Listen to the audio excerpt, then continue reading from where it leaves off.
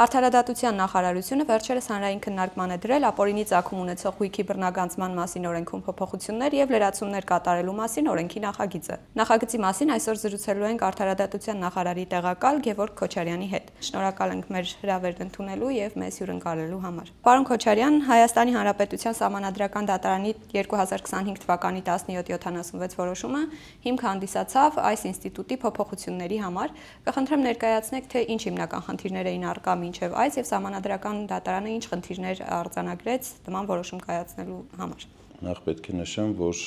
օրենքի փոփոխությունը պայմանավորված չէ բացառապես Սահմանադրական դատարանի որոշմամբ։ Դեռևս 2023-26 թվականների կառավարության հաստատած հակակոռուպցիոն ռազմավարությամբ նախատեսված է կետ, որով ապօրինի ծագում ունեցող գույքի բռնագանձման ինստիտուտը պետք է ենթարկվի շարունակական զարգացման։ Բացի այդ, բնականաբար նախորդ տարի Սահմանադրական դատարանի հայտնած դիրքորոշումները նույնպես հիմք են հանդիսացել օրենքում որոշակի փոփոխություններ, լավարկումներ իրականացնելու համար։ Նախագիծը կազմելու ընթացքում նաև մեր կողմից ուսումնասիրվել է դատական պրակտիկան։ Նախ կարևոր արձանագրում պետք է անենք, որ Սահմանադրական դատարանը սահմանադրությանը հակասող որևէ կետ չի արձանագրել, այսինքն Սահմանադրական դատարանը նշել է, որ օրենքը համապատասխանում է սահմանադրությանը, միևնույն ժամանակ որոշակի ճշգրտումներ է ներկայացրել եւ որոշ կետերով Սահմանադրական դատարանի դիրքորոշումը ենթադրում է օրենսդրական փոփոխություններ։ Սահմանվել է ուսումնասիրություն սկսելու համար 10-ամյա վաղեմության ժամկետ, ինչպես է այս ժամկետը հավասարակշռում իրավական որոշակիության սկզբունքը եւ պետության կողմից ապօրինի գույքի բռնագանձման ինստիտուտի սկզբունքները։ Սահմանադրական դատարանի դիրքորոշման մեջ կարող եմ արձանագրել երկու կարևորագույն կետեր։ Մեկը ձեր կողմից նշած այդ 10-ամյա ժամկետն է, որը ըստ էության Սահմանադրական դատարանը ինչ է ասել, որ պետք է օրենսդիրը համաչափ եւ կանխատեսելի նորմեր սահմանի վաղեմության ժամկետների հետ կապված։ Այս 10 տարվա ժամկետը հենց միտված է բացը լրացնելու համար։ Ինչ է նշանակում այս 10-ամյա ժամկետը։ Նախ Սահմանադրական դատարանը նշել է, որ օրենքը կիրառելի է երկու նպատակով՝ հանցավորության դեմ պայքարի շրջանակներում եւ կոռուպցիայի դեմ պայքարի շրջանակներում, միևնույն ժամանակ նշելով, որ այդ երկու նպատակները իրար չեն բացառում, ավելին դրանք իրար փոխլրացնում են։ Հանցավորության դեմ պայքարի շրջանակներում Սահմանադրական դատարանի դիրքորոշման համաձայն գույքը կարող է բռնագանձել, եթե դա ձեռք է բերվել հանցավոր ակտիվության արդյունքում։ Ինչ վերաբերում է կոռուպցիայի դեմ պայքարի շրջանակներում գույքի բռնագանձմանը, այստեղ նույնպես Սահմանադրական դատարանը ուղղություն է տվել եւ ասել է, որ կոռուպցիայի դեմ պայքարի շրջանակներում գույքը կարող է բռնագանձվել պաշտոնատար անձի պաշտոնը ստանձնելուց հետո ձեռք բերված գույքերը միայն։ Մեր նախագծով այս երկու ուրեմն նպատակների հետ կապված որոշակի ճշգրտումներ նույնպես իրականացվում են, ինչը դա իրենց ներկայացնում, որ պաշտոնատար անձի պաշտոն դադարեցնելուց հետո 10 տարի ուրեմն պաշտոն դադարեցնելուց եթե անցնում է, այլևս կոռուպցիայի դեմ պայքարի շրջանակներում ուսումնասիրություն չի կարող սկսվել։ Միևնույն ժամանակ մենք նախագծով չենք նախատեսել ժամկետային սահմանափակում հանցավորության դեմ պայքարի շրջանակներում գույքի բռնագանձման հետ կապված։ Նախագծի հիմնավորմամբ նշվում է, որ Սահմանադրական դատարանի այս համապատասխան որոշումից հետո տարաբնույթ մեկնաբանություններ են ծագել տարբեր հիմքերով սկսած ուսումնասիրությունների առումով եւ այժմ առանձնացվում են երկու հիմնական նպատակներ, այն է հանցավորության դեմ պայքարի նպատակը եւ կոռուպցիայի դեմ պայքարի նպատակը։ Ինչպես են այս նպատակները փոխկապակցված եւ ինչու կարիք կար այս երկու նպատակներն առանձնացնելու։ Այո, Սահմանադրական դատարանը նշել է օրենքի կիրառության երկու նպատակները, որը մեկը հանցավորության դեմ պայքարն է, մյուսը կոռուպցիայի դեմ պայքարը։ Ակնհայտ է, որ կոռուպցիան նույնպես հանցավորության մի դրսևորում է եւ դրանով պայմանավորված հենց Սահմանադրական դատարանը իր որոշման մեջ նշել է, որ այս երկու նպատակները իրար չեն բացառում, դրանք որոշ դեպքերում իրար լրացնում են։ Բայց հենց ուսումնասիրություն սկսելու հիմքերից առկա են 6 հիմքեր, որոնցից 4-ը կապված են հանցագործության հետ, քրեական վարույթի հետ, իսկ 2-ը քրեական վարույթի հետ կապ չունեն եւ սահմանափակվում են միայն պաշտոնատար անձանցով եւ պաշտոնատար անձանց փոխկապակցված անձանցով։ Սահմանադրական դատարանը այս երկու հիմքերի, այսինքն նպատակների համար որոշակի չափանիշներ է սահմանել, նախատեսելով, որ հանցավորության դեմ պայքարի շրջանակներում գույքը կարող է բռնագանձվել, եթե դրա ձեռքբերումը ավելի հավանական է, որ կապված է հանցագործության հետ, իսկ կոռուպցիայի դեմ պայքարի շրջանակներում գույքը կարող է բռնագանձվել, եթե այն ձեռք է բերվել պաշտոնավարումից հետո։ Տրամաբանական է, որովհետև նախքան պաշտոնավարումը կոռուպցիա ըստ էության չէր կարող լինել։ Եվ այո, ճիշտ եք նշում, պրակտիկայի ուսումնասիրության արդյունքում մենք այն հետևության եկանք, որ տարաբնույթ մեկնաբանություններ կան Սահմանադրական դատարանի այս տեսակետներին, որոշ դեպքերում մեկնաբանվում է այնպես, որ մեկ ուրեմն հիմքով, մեկ նպատակով սկսված ուսումնասիրության արդյունքներով չի կարող գույք բռնագանձվել ի կատարումն մյուս նպատակի։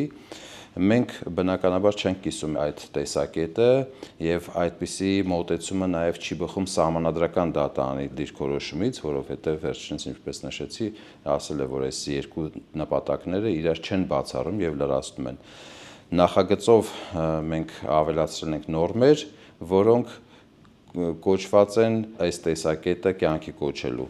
այսինքն ի կատարումն մի նպատակի սկսված ուսումնասիրությունը կարող է վերափոխվել այլ նպատակի, օրինակ հանցավորության դեմ պայքարի շրջանակներում սկսված ուսումնասիրությունը անձի կարգավիճակով պայմանավորված կարող է վերափոխվել կոռուպցիայի դեմ պայքարի շրջանակների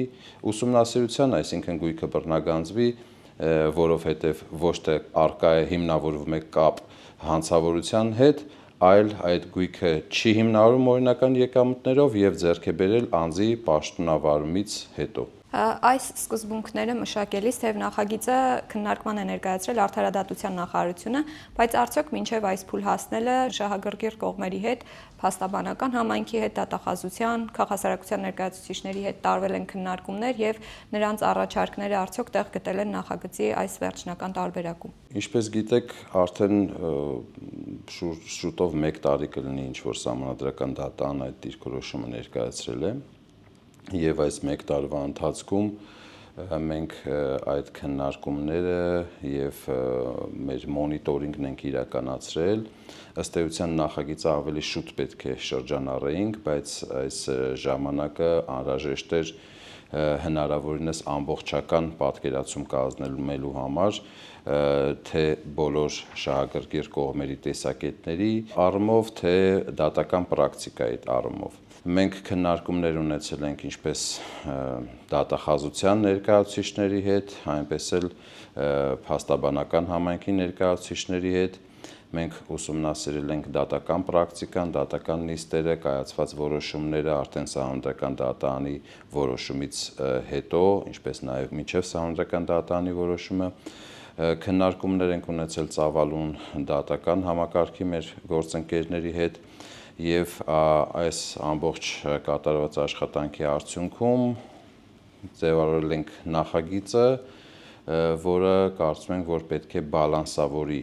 եւ պետության գործիքակազմերը ապօրինի ծագում ունեցող գույքի բռնագանձման տեսանկյունից եւ պատասխանող կողմի գույքերի սեփականատերերի իրավունքների պաշտպանության եւ այս ինստիտուտի կանխատեսելիության առումով։ Նախագիծը նաև նոր փոփոխություն է ներդրել պաշտոնատար անձի հետ փոխկապակցված անձից գույք բռնագանձելու համար լրացուցիչ նախապայման է սահմանվում, որով դատարանը պետք է առավել հավանական համարի, որ գույքի ձեռքբերումը պայմանավորված է պաշտոնատար անձի համապատասխան պաշտոնը զբաղեցնելու հետ։ Բացատրեք, խնդրեմ, այս նախապայմանի անհրաժեշտությունը եւ ինչպես են դատարանները գնահատելու այս կապը գործնականում, հստակ չափանիշներ նախատեսված են, թե ոչ։ Շնորհակալություն այդ հարցի համար, սա կարևոր նախաձեռնություն է, կարծում ենք, որովհետեւ սա այն կետն է, որին ըստ էության Սահմանադրական դատարանը չէր անդրադարձել, սակայն դա պետք է տեղավորվի նորից կոռուպցիայի դեմ պայքարի շրջանակներում գույքի բռնագանձման մեջ, որովհետև օրենքի հիմքերից երկուսով, 5-րդ եւ 6-րդ հիմքերով գույքի ուսումնասիրություն կարող է իրականացվել պաշտոնատար անձին եւ նրա հետ փոխկապակցված անձանց գույքերի վերաբերյալ։ Սահմանադրական դատարանը պաշտոնատար անձանց մասով այդ նշածս ուրեմն դիրքորոշումները ներկայացրել է, բայց փոխկապակցված անձանց մասով որևէ բան չկար Սահմանադրական դատարանի որոշման մեջ, բայց մենք տրամաբանությունը ընկալելով ուրեմն Սահմանադրական դատարանի դիրքորոշման որոշակի կարգավորումներով օրենսդրական ուզում ենք նաև հստակեցնենք փոխկապակցված անձանց գույքերի վերաբերյալ ուսումնասիրությունները։ Ակնհայտ է, որ պաշտոնատար անձանց փոխկապակցված անձանց վերաբերյալ ուսումնասիրություն սկսվում է այն կանխավարկածով, որ վերջիններիս գույքի ձեռքբերումները պետք է որևէ ձևով պայմանավորված լինեն պաշտոնատար անձի պաշտոն զբաղեցնելու հանգամանքով։ Այսինքն, ինչպես պաշտոնատար անձի դեպքում, այնպես էլ փոխկապակցված անձանց դեպքում օրինական եկամուտներով չհիմնավորվող գույքերը կարող են բռնագանձվել միայն այն դեպքում, երբ որ դրանք ձեռք են բերել պաշտոնավորումը սկսելու օրվանից հետո, բայց ի տարբերություն պաշտոնատար անձանց, փոխկապակցվածների համար մենք նախատեսում ենք մեկ ևս կարևոր շեմ, որ պետք է հաղթահարվի գույքի բռնագանձման համար, դա այն շեմն է, որ պետք է հիմնավորվի ավելի հավանական է, քան ոչ, այսինքն հավանականությունների հավասարակշռման ստանդարտով պետք է հիմնավորվի գույքի կապը պաշտոնատար անձի պաշտոնավարման հետ, որովհետև առանց այս կապի հիմնավորման մենք չենք կարող խոսալ կոռուպցիայի դեմ պայքարի շրջանակների մասին։ Ինչպես է դատարանը գնահատելու, ըստ էության մենք նախագծով երկու տեղ ենք ավելի հավանական է, քան ոչ սկզբունքը նախատեսել հանցագործության հետ կապի առկայության դեպքում եւ այս նշած փոխկապակցված անձանց գույքի դեպքում դա նոր երևույթ չէ, այս ինստիտուտը առհասարակ կիրառվում է ավելի հավանական է, քան ոչ, ուրեմն այս սկզբունքից ելնելով եւ կարծում ենք, որ դատարանները իզորու են ուրեմն այդ գնահատականը տալու։ Պարոն Քոչարյան, օրենքի 3-րդ հոդվածի առաջին մասի 14-րդ կետում շուկայականից էականորեն ցածր հասկացության մեջ եւս փոփոխություններ են կատարվում, որը կապված է իրավաբանական անձում մասնակցության օտարման հետ։ Ինչ փոփոխություններ են կատարվելու եւ ինչպես է այս փոփոխությունն օգնելու բացահայտելու շուկայականից էական ցածր գնով կատարված գործարքները։ Մենք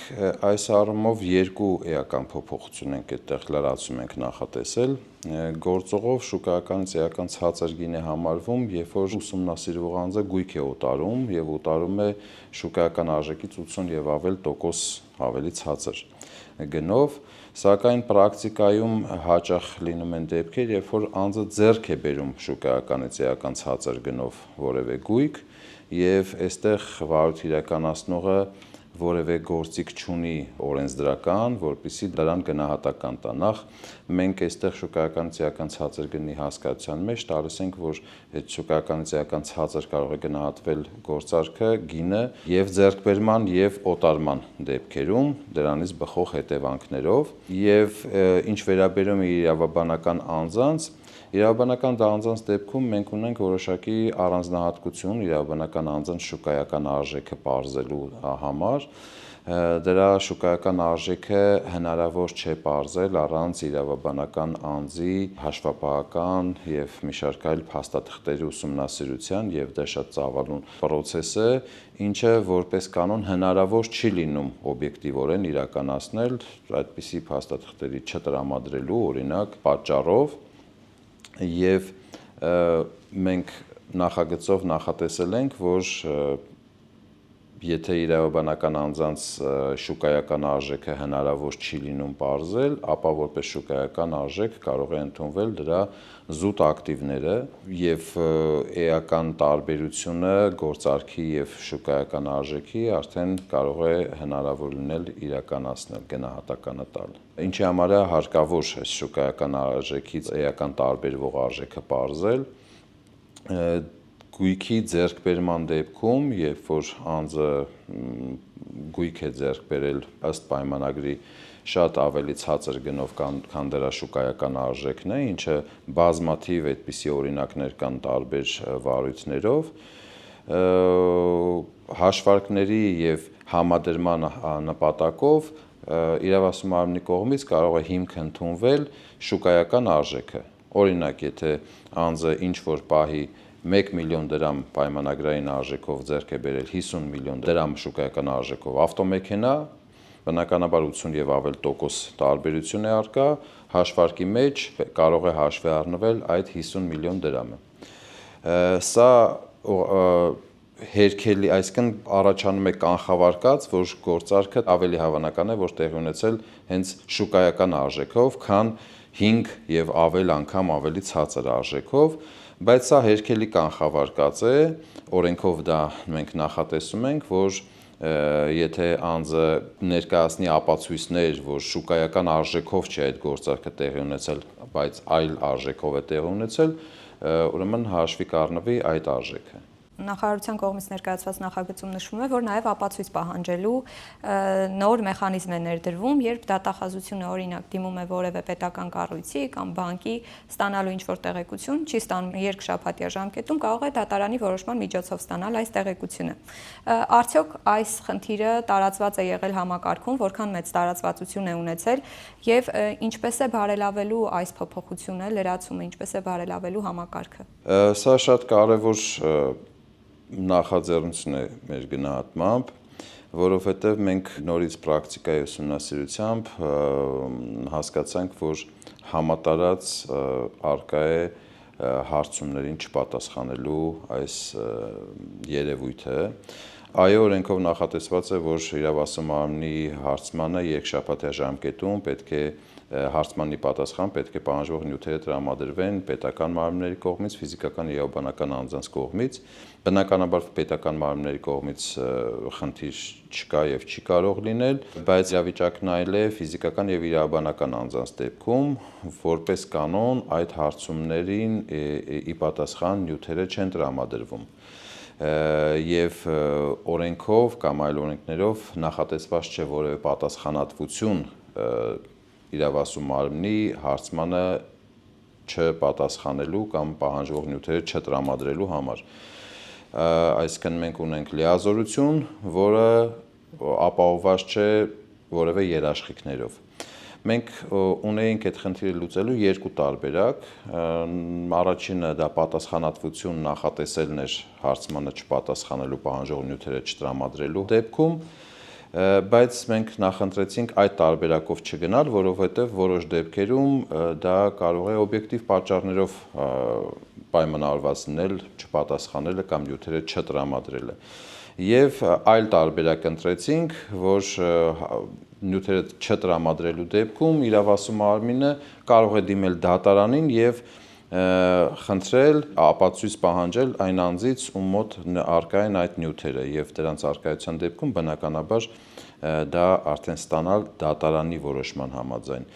Այս դեպքում պետք է իրավասու մարմինը ներկայացնի ապացույցներ ինքնուրույն դրանց ձեռք բերելու անհնարինության հետ կապված, ինչպես նաեւ այդ ապացույցների նյութերի անհրաժեշտությունը, էականությունը ուսումնասիրությունն իրականացնելու համար։ Այս մեխանիզմը չարաշահելու ռիսկեր չկան։ Չարաշահելու ռիսկեր չենք տեսնում, որովհետև դատական հսկողություն է անցնում, այսինքն դատարանն է ի վերջո գնահատելու արդյոք իրավասու մարմինը չէր կարող ինքնուրույն ձեռք բերել այդ նյութերը եւ որ ավելի կարեւոր է դատարանն է գնահատելու այդ նյութերի պահանջվող ուրեմն տեղեկատվության անհրաժեշտությունը։ Մենք դատական սանկցիայով, դատական հսկողությամբ ունեինք գաղտնի կազմող նյութերի ստացման կարգ, բանկային եւ այլ գաղտնի կազմող տեղեկատվության, ավելացնում ենք եւս մեկ գործիք, նորից դատական հսկողությամբ կարծում ենք սա նաև երաշխիք է այն անձանց համար, ովքեր այդ նյութերը տրամադրելու են, նախապես դատական հսկողություն անցնելը։ Փոփոխության է ենթարկվում նաև հայցի նախնական ապահովման ժամկետը 3 օրից դառնում է 7 օր եւ հնարավորություն է տալիս 7-օրյա ժամկետում բողոքարկելու, ինչպես նաև ուսումնասիրության փուլում հաշտության համաձայնության գալու դեպքում գույքի տոկոսային հարաբերակցությունն է փոխվում։ Ինչին է միտված այս փոփոխությունը, արդյոք միտված է ավելի խրախուսելու հաշտության համաձայնագրերի կնքումը։ Մենք այս առումով 3 իրար հետ կապ չունեցող փոփոխություն ենք նախատեսում։ Նախ գործող օրենքով հայցի նախնական ապահովման միջնորդության համար նախատեսված է դատարանի երրորդյա ժամկետ այդ միջնորդությունը լուծելու եւ մենք նորից պրակտիկայի ուսումնասիրությամբ, նաեւ դատավորների կարծիքները լսելով հասկացանք, որ այս երրորդյա ժամկետը բավարար չէ այդ ծավալի նյութերը պատշաճ ուսումնասիրելու եւ որոշում կայացնելու կատարողական թերթեր հարկադիր կատարման ծառայության ներկայացնելու համար դրանով պայմանավորված մենք նախատեսեցինք 7 օր երրորդյա ժամկետի փոխարեն 7 օր, որը ավելի իրատեսական կլինի արդեն դատավորների համար պատշաճ դատական ակտ կայացնելու։ Բացի այդ մենք նախատեսեցինք նոր կառուցակարգ հայցի ապահովման միջոցների վերացման որոշումը բողոքարկելու համար գործող օրենսդրությամբ հայցի ապահովման միջոցների վերացման դատարանի որոշումը օրինական ուժի մեջ է մտնում կայացման պահից եւ բնականաբար դա բողոքարկման ենթակա որոշում է, բայց պրակտիկայում լինում են դեպքեր, երբ որ մինչեւ դա բողոքարկում է եւ վերաքննիչ դատարանին միջնորդում է օրինակ կայացված որոշումը կասեցնել, արդեն գույքերը կամ դրանց մի մասը օտարված են լինում։ Մենք նախագծով նախատեսում ենք, որ 7 օր հետո է ուրեմն այդ որոշումը օրինական ուժի մեջ մտնում, այս 7 օրը նախատեսելով ուրեմն վարույթ իրականացնող մարմնի համար, դատախազության համար վերաքննիչ բողոք տանելու եւ կասեցնելու դրա կատարումը։ Ինչ վերաբերում է հաշտությանը, ապօրինի գնահատված գույքերի առնվազն 75%-ի շուրջ կարող է հաշտություն կնքվել։ Մենք առաջարկում ենք, որ նախքան հայցի հարուցումը միջդատական փուլում այդ շեմը ավելի ցածր լինի, 60% լինի, ինչը կարծում ենք պետք է խրախուսի պատասխանողներին մինչև դատարան գնալը հաշտության եզրեր գտնել, նաև նախատեսում ենք, որ սրա արդյունքում որոշ դեպքերում նաև դատարանների ծանրաբեռնվածությունը կնվազի։ Եվ եթե ամփոփենք նախագիծը ընդհանուր, ինչ ակնկալիքներ ունի նախարարությունը այս նախագծի ընդունումից հետո, կոռուպցիայի կանխարգելման առումով, դատարանների ծանրաբեռնվածության առումով եւ կխնդրեմ նաեւ նշեք, թե երբ է նախատեսվում օրենքի ուժի մեջ մտնելը։ Նախագիծը միտված է ոչ թե դատարանների ծանրաբեռնվածությունը նվազեցնելու կամ կողմերից որևէ մեկի աշխատանքը հեշտացնելու, այլ ուղղված է առհասարակ ինստիտուտի խնդրահարույց կետերը հնարավորինս պարզեցնելու, հստակեցնելու համար։ Գործընթացը սկսել ենք, տրված է հանրային քննարկման, նաև ուղարկվել է նախագիծը բոլոր շահագրգիռ մարմիններին, արդեն հավաքում ենք մենք շահագրգիռ մարմինների կարծիքները, առաջիկա օրերին դրանք կամփոփվեն եւ նախագիծը եթե կարիք կլինի լրամշակված կուղարկվի արդեն վարչապետի աշխատակազմ կառավարության քննարկման ներկայացնելու համար։ Մենք նպատակ ունենք, որ առաջիկա ամիսների ընթացքում, եթե բարեհաջող ընթացք ունենա, հավանության արժանանա, արդեն օրենքում այդ փոփոխությունները ուժի մեջ մտնեն։